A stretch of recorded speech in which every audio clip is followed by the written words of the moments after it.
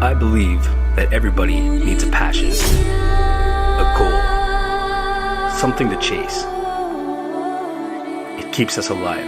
It keeps us moving. We try to excel, get better, move forward.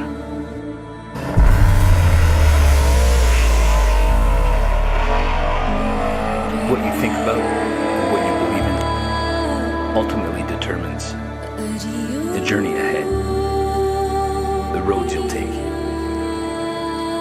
your destination.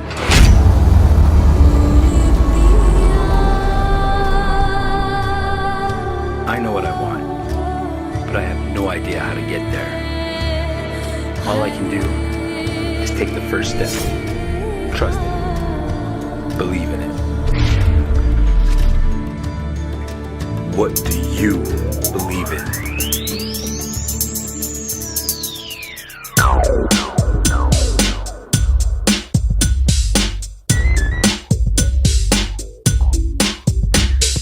Got the chrome, hit the zone, hit you on my time, my fist the road. Had a known speed to the top, no drop. What you gonna do won't stop.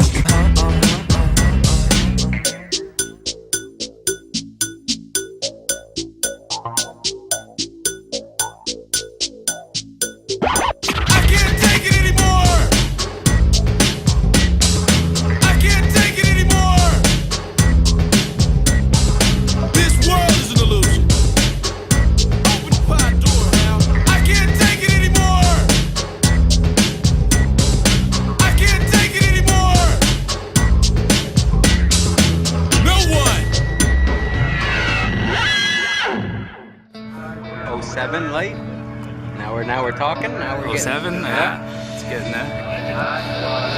Yeah, better. We're just testing for a baseline, right? Just to see where it's at. That's right. We knock off like 3-4 seconds, hopefully. That'd be great. Nice. All right. See you guys later. Try and get it ready as much as I can next winter. This winter for next summer, so I can get better at drifting. Thank God I have a brother-in-law like Tim, because always doing the same as me, always running around, always cars. We want to grow, and we need resources. This is my story, my passions, my goals, my cars, and my driving ability. And more importantly, my team. My friends, the people I choose to have around me for this epic journey.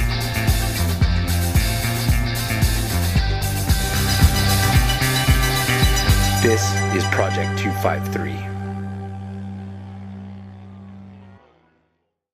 I don't know where it's going to take us, if anywhere. As of now, my team consists of 4 people. 2 of us drift, 2 of us drag race, and I am looking to expand. Whether they realize it or not, they're all part of my little game, my project. It's not a race team, it's a journey.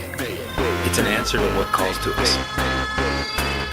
It's not about the competition or even becoming professional. It's about following the passion, chasing the dream, and becoming the best we can be. Most importantly, it's about building the bonds, making the memories, and enjoying the ride. I believe with the right attitude and drive, you can have anything you dream of. These are the people I want to share that with.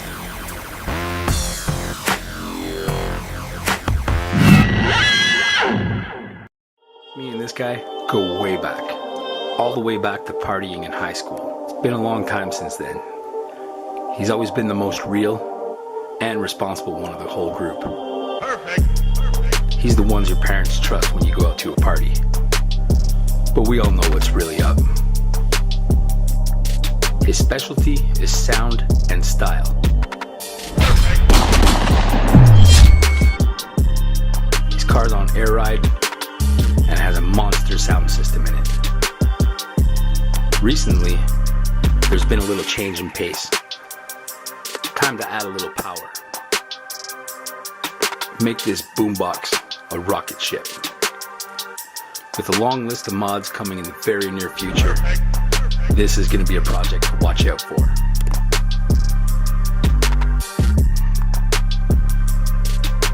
The Buick Roadmaster is not only going to look good, but it's going to look good going down the racetrack.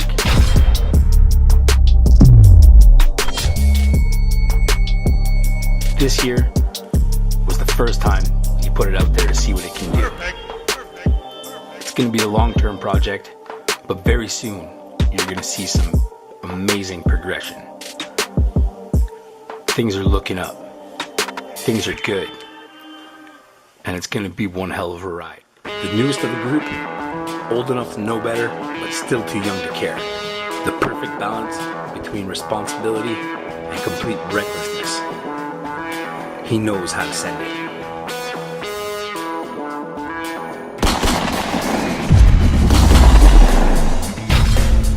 When he wants something, he goes for it. Doesn't let anything stop him. 3 motors in 1 season and still going strong. Nothing gets in the way. He's got that youthful drive, the stars in his eyes. The dreams are still close for him. He truly believes in what can happen, and he's going for it.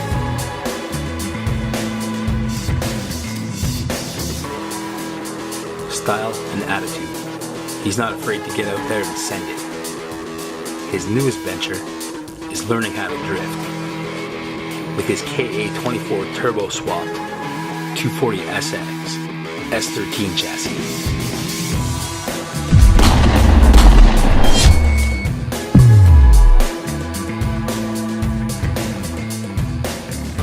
He's had the car for about 3 years now, and it's really starting to come together. Good horsepower numbers, a good solid build, a good engine swap.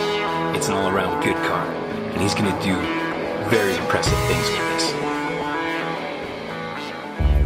Project 253, thus far, is based on drifting and drag racing.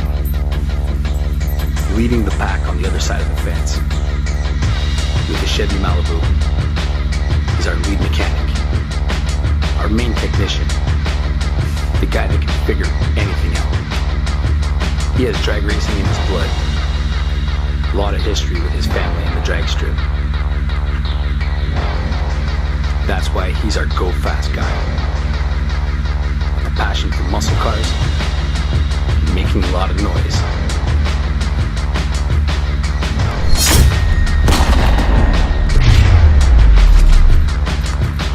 He's the guy we call upon when we have to figure something out. There's never a job too big or too intimidating for him. He'll figure it out if it takes him hours, but most of the time, that's not the case. He's really good at seeing the big picture, and he looks at this whole thing the same way I do. Chasing the dream, living the passion, knowing that it's in you, and going for it.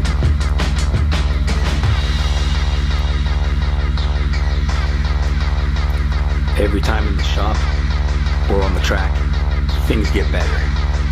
The car's getting stronger, faster, and the numbers are proof of all the hard work.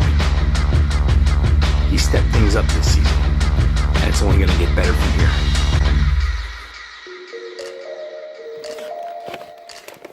Did I make the right choice? Obviously it snowed last night. I really can't answer that, but I had to make a call because my daily rides were dying on me. My 2004 Colorado wouldn't run anymore, and my 2006 Chevrolet HHR required more work than the whole car was actually worth. So I basically sold both of those for scrap. These aren't the only cars I own, but the other ones are not suitable for winter driving. I have a 1966 Pontiac Acadian Invader, which I bought off my uncle. It belonged to my grandfather before him, so the car is very special to me. It's over 50 years old and still one of the most beautiful cars around. Right now, it's in my shop and it's under the knife, making the car more my personal taste, something that suits my driving style and my attitude. I also have a 1992 RX-7 FD3S. This is one of my favorite cars, always has been. I got this car in summer of 2017. My little brother Eldon helped me pick it up 3 weeks before he tragically passed away in a car accident. So both these cars are very special to me. So in February 2018, I decided to buy a brand new Toyota 86. Released in 2013 from Scion as the FRS and Subaru as the BRZ, this is the predecessor to the AE86 chassis, the grandson if you will. And I am no stranger to that chassis code.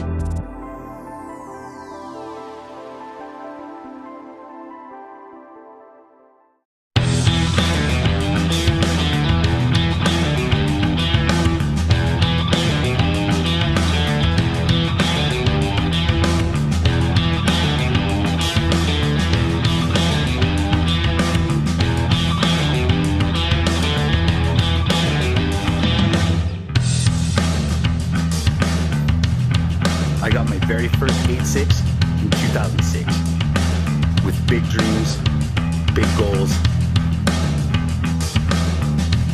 and a need to go drifting. I could probably say that these are some of the best times in my life. I drifted the car for numerous years before upgrading to 11, an AE86 with an SR20 turbo Nissan engine in it. The car absolutely hauled ass.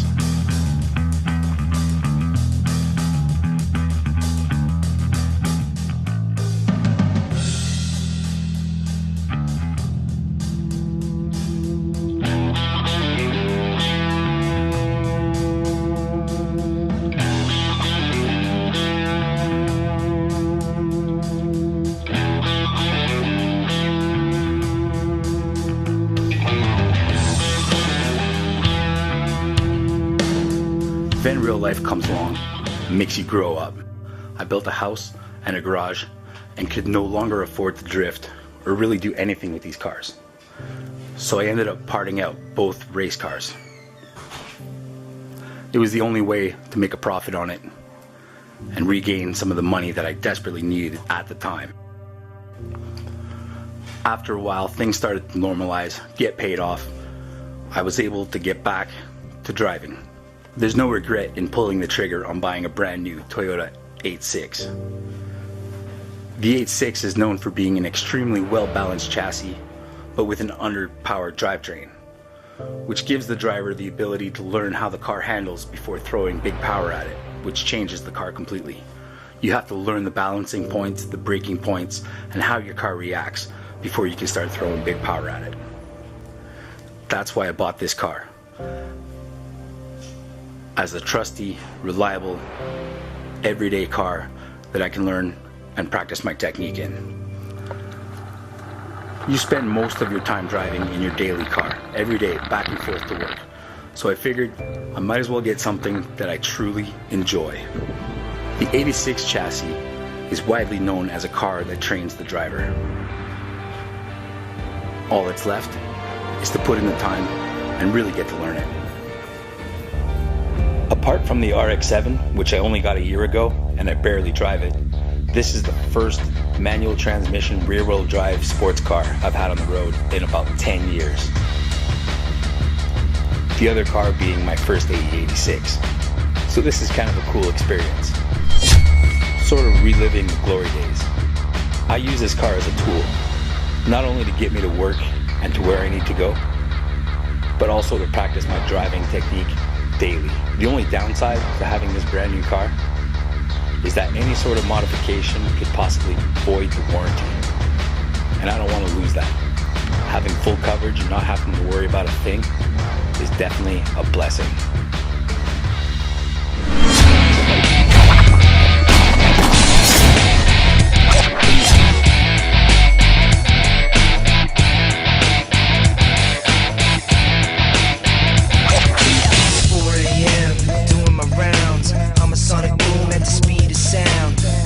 clowns trying to take me down. Come on, stop us now.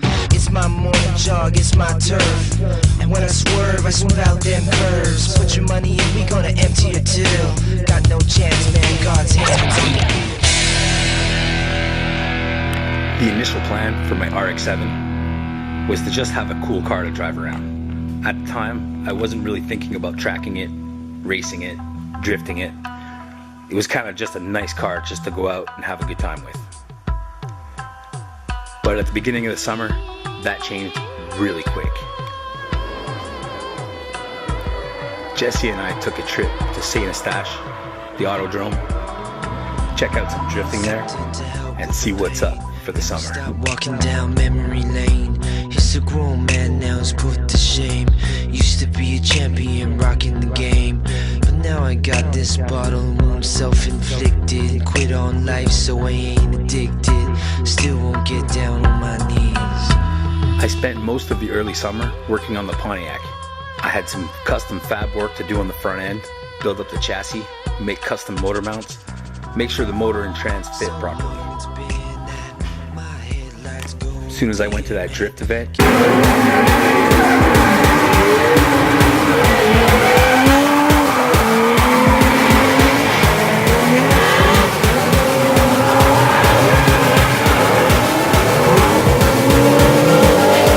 plans changed real quick. I started putting my focus back on the RX-7 and getting that ready to be on a racetrack. Fortunately, the mags that I bought for the 8.6 have multiple bolt patterns, and they fit the RX-7 perfectly. That gave me a set of drift wheels.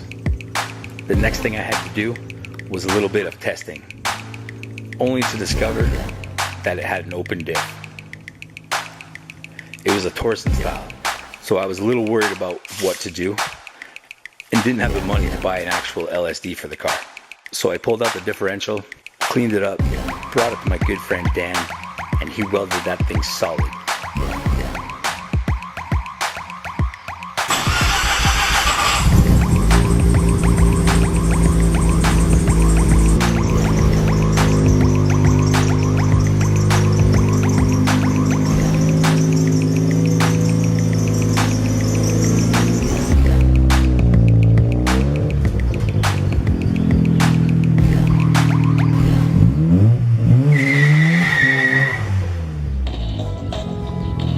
Turning the RX-7 into a drift car was kind of a risk. I wasn't sure if I really wanted to do it. It's a nice car, it's rare, and it's expensive to fix. So if I did any damage, I'd be out for the season. The other worry is always hitting a wall, smacking up a fender, busting a bumper, doing cosmetic damage. Because on drift cars, it happens all the time. No matter how good you are, or how skilled you think you are, or how much experience you have, everybody does a little bit of damage to their car out on the drift track.